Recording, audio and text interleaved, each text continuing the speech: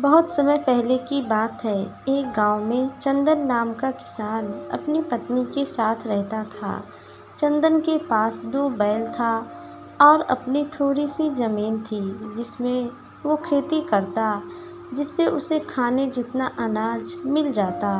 चंदन गरीब तो था पर बहुत ही ईमानदार था, लेकिन उसकी पत्नी अपने भाग्य को कोसती रहती और कहती, न जाने किस जन्म के पाप भोगने पड़ रहे हैं जो इतनी गरीबी में जीवन गुजर रहा है। न जाने इस पर मेरी कब सुनेंगे। ये सुनकर चंदन उसे समझाता और कहता, इंसान को अपना कर्म करना चाहिए। देना न देना यह सब तो ऊपर वाले के हाथ में है। तुम्हारे कहने से क्या होगा। दरअसल बात ये थी कि उस गांव में 3 साल से बारिश नहीं हो रही थी, जिसके कारण फसल खराब हो रही थी। गांव के लोग तो दूसरा काम करके अपना जीवन गुजारा कर रहे थे, पर चंदन परेशान था क्योंकि न तो उसके पास पैसा था और न ही कोई गाय भैंस जिसके दूध बेचकर वह गुजारा कर सके। एक दिन चंदन अपने दोनों बैलों को लेकर खेत की ओर चल पड़ा। खेत में पहुंचकर हल चलाने लगा। कुछ घंटे हल चलाने के बाद उसे भूख लग गई और वो थक भी गया। फिर वो अपने घर की तरफ चल पड़ा। घर पहुंचकर वो अपनी पत्नी से बोला, कुछ खाने को है तो जल्दी से ले आओ, मुझे बहुत भूख लगी है। उसकी पत्नी घर के अंदर चली गई और चंदन वहाँ पर बैठ गया। तभी उसे एक आवाज़ सुनाई दी। आवाज़ सुनकर वो दोनों बाहर आए तो देखा कि एक साधु बाबा भिक्षा मांगने के लिए खड़े थे। चंदन को देखकर वो बोले, बेटा घर में कुछ है तो मुझे दे दो। बाबा, हम पहले से ही गरीब हैं, जैसे तैसे करके अपना जीवन गुजार रहे हैं, ऐसे में हम कहाँ से कुछ दें। चंदन की बात सुनकर बाबा समझ गए और बोले, कोई बात नहीं, अब मैं चलता हूँ, किसी और घर से भिक्षा मांग कर खा लूँगा। ये बात सुनकर चंदन अपनी पत्नी से बोला, क्या अपने घर में बाबा को देने लायक कुछ भोजन है। अपने घर में भोजन कहाँ से आएगा। थोड़ी सी चावल है जो मैंने आपके लिए बनाए हैं, अगर वो बाबा को दे दिया तो आपको भूखा रहना पड़ेगा। चंदन ने बाबा को रोका और अपनी पत्नी को कहा, मेरे हिस्से का भोजन तुम बाबा को दे दो, फिर आप क्या खाएंगे, क्योंकि घर में और कुछ भी नहीं है, आपको भूखा रहना पड़ेगा। उसकी चिंता तुम मत करो, मैं भूखा रह लूँगा, मगर किसी को अपने घर से भूखा जाने दिया तो मेरे गले से खाना नहीं उतरेगा। जाओ तुम वो भोजन बाबा के लिए ले आओ। चंदन की पत्नी घर के अंदर गई और भोजन लाकर बाबा को दे दिया। बाबा धन्यवाद करते हुए कहा, बेटा भले ही अभी तेरे बुरे दिन चल रहे हैं, मगर ऊपर वाला सब देख रहा है, वो एक दिन तेरी ज़रूर सुनेगा बेटा। उसके बाद साधु वहाँ से चला गया। अगले दिन सुबह चंदन अपनी बैल को लेकर रोज की तरह अपने खेत की ओर चल पड़ा। अपने खेत में पहुंचकर वो जुताई करने लगा। तभी वहाँ एक अमीर व्यक्ति गुजर रहा था। जब उसने चंदन को देखा तो वो उसके पास गया और बोला, अरे भाई, यहाँ आसपास कहीं पानी है क्या। हाँ, यहाँ से कुछ दूर पर एक हैंडपंप है, वहाँ जाकर आप पानी ले लो।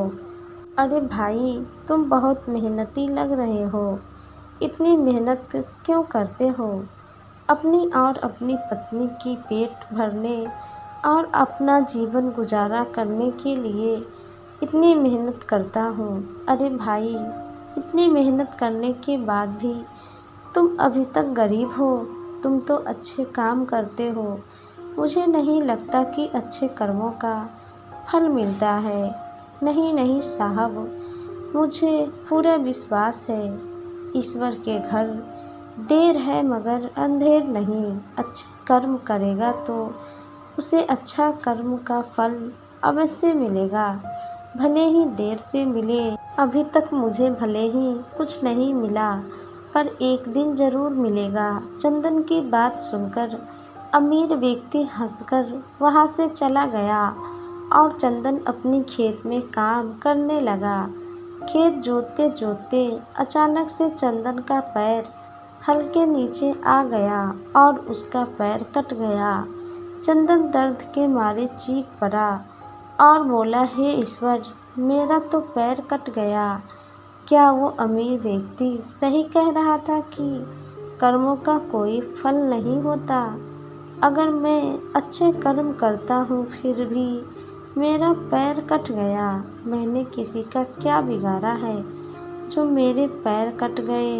ये सब बातें सोचने के बाद चंदन जैसे तैसे अपने घर पहुंचा और अपनी पत्नी को बात बताई। चंदन की बात सुनकर उसकी पत्नी बोली, आपने कभी किसी का बुरा नहीं किया, आपको अच्छे कर्मों का फल जरूर मिलेगा। चंदन को पत्नी की बात सुनकर थोड़ी तसल्ली मिली। अगले दिन चंदन जख्मी होने के बाद भी अपने बैल को लेकर खेत की ओर निकल पड़ा। खेत में पहुंचकर सोचने लगा, अभी तक बारिश तो आई नहीं, मैं अपने खेत की सिंचाई कैसे करूं? तभी उसे अपने खेत के कुआं का ख्याल आया। वो अपने खेत के कुएं के पास गया तो देखा कि कुआं में थोड़ा भी पानी नहीं था। कुआं पूरा तरह सूख चुका था। ये देखकर चंदन उदास हो गया और सोचने लगा, हे ईश्वर, ये कैसी परिस्थिति है? घर में अन्न का एक दाना नहीं है और न ही पानी है। अब मैं क्या करूं? खेती की सिंचाई कैसे करूं? ऐसा करता हूं, कुआं के अंदर जाकर देखता हूं। ये विचार आते ही चंदन कुआं के अंदर गया और वहां खुदाई करने लगा। थोड़ी ही देर बाद कुआं के अंदर से पानी निकलने लगा। ये देखकर चंदन बहुत खुश हो गया और सोचने लगा, मुझे लगता है ये मेरे अच्छे कर्मों का फल है जो मुझे मिला है। मेरी पत्नी सही कह रही थी कि मुझे मेरे कर्म का फल अवश्य मिलेगा। ईश्वर ने मेरी सुन ली। अब मैं ये पानी से अपने खेत की सिंचाई करूँगा। चंदन कुआं के बाहर आया और धीरे धीरे कुआं में पानी भरने लगा। चंदन ने अपने खेत में सिंचाई की और दूसरे किसानों की भी मदद किया। उसकी फसल बहुत ही अच्छी हुई और उसकी गरीबी दूर होने लगी। अपने खेत की अच्छी फसल देखकर चंदन और उसकी पत्नी दोनों बहुत खुश थे। धीरे धीरे चंदन अपना खेती करके गांव के बहुत ही बड़े व्यक्ति बन गया और उसकी सारी परेशानी खत्म हो गई। वो दोनों पति पत्नी खुशी से अपना जीवन बिताने लगा।